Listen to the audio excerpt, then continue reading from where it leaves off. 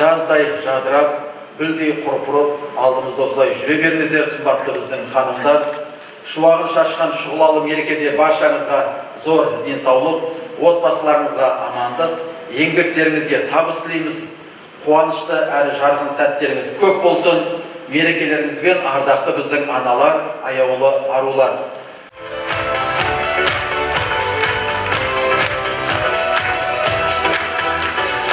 Көрермен залға бір қарап қойыңыз. Әдемі тарихи сәт, бір сурет болсын. Мы поздравляем вас с этим замечательным днем, с этой замечательной наградой. Я думаю, что этот день вы не забудете никогда.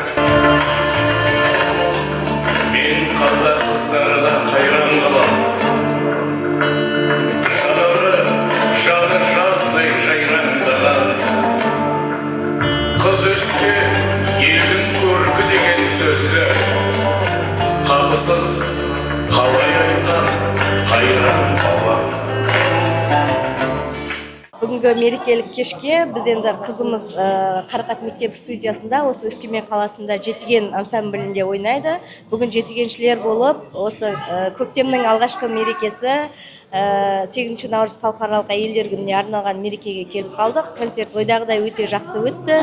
Қыздарымыз да жақсы өз өнерлерін көрсетіп шықты.